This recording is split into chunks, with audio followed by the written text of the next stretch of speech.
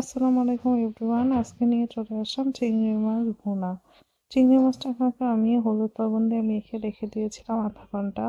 এখন আমি চিংড়ি মাছটাকে লাল লাল করে ভেজে নিব। তেলের মধ্যে আমি চিংড়ি মাছগুলো দিয়ে দিচ্ছি। চিংড়ি মাছগুলো ওভার কুক করা যাবে না, হালকা ব্রাউন করে ভেজে নিতে হবে। এরকম ব্রাউন হয়ে গেলে আমি চিংড়ি মাছগুলো নামিয়ে নিব। এর চেয়ে ওভার কুক করলে চিংড়ি মাছের জুসিনেসটা থাকবে না। এখন একটি পাত্রে তেল দিয়ে এর মধ্যে দিয়ে দিচ্ছি পেঁয়াজ কুচি।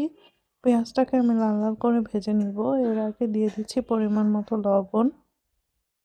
লবণটা দিয়ে আবারও নেড়ে চেড়ে নিব। এবার পেঁয়াজটাকে আমি লাল লাল করে ভেজে নিব। আমার পেঁয়াজটা লাল লাল করে ভাজা হয়ে গিয়েছে। এখন দিয়ে দিচ্ছি সামান্য পরিমাণে আদা বাটা আর রসুন বাটা। চিংড়ি মাছে আদা বাটা রসুন বাটা বেশি দিতে হয় না, সামান্য পরিমাণে দিলেই হয়, নাহলে চিংড়ি মাছের ফ্লেভারটা থাকে না। এখন কষিয়ে দিয়ে দিচ্ছি সামান্য পানি। পানিটা দিয়ে আবার একটু ভালো মতো নেড়ে চেড়ে নিব। এখন দিয়ে দিচ্ছি মরিচের গুঁড়া 1 চা চামচ, হলুদের গুঁড়া 1/2 চা চামচ দিয়ে আবারও ভালো মতো কষিয়ে নিচ্ছি। মশলাটা একটু ভালো মতো কষাতে হবে। এখন দিয়ে দিয়েছি টমেটো কুচি। টমেটো কুচিটাকে মশলার সাথে ভালো মতো কষিয়ে নিব, সফট করে নিব। এখন দিয়ে দিচ্ছি চিংড়ি মাছগুলো।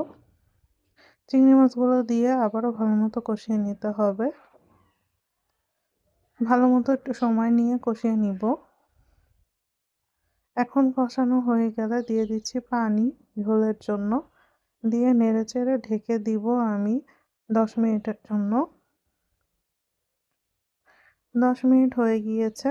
এখন আমি এটা চেক করে দিয়ে দিচ্ছি মরিচগুলো আমি ফ্লেভারের জন্য দিয়েছি, কেটে দেইনি।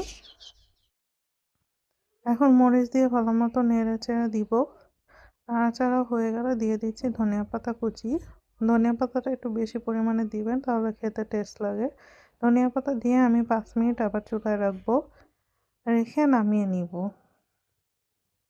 আমার চিংড়ি মাছটা রেডি হয়ে গিয়েছে। এখন আমি এটাকে সার্ভ করে নিব। আপনারা বাসায় এভাবে চিংড়ি মাছ ভুনা করে খেয়ে কমেন্ট করে জানাবেন আমাকে কেমন হয়েছে। এভাবে খেলে খুব মজা লাগে।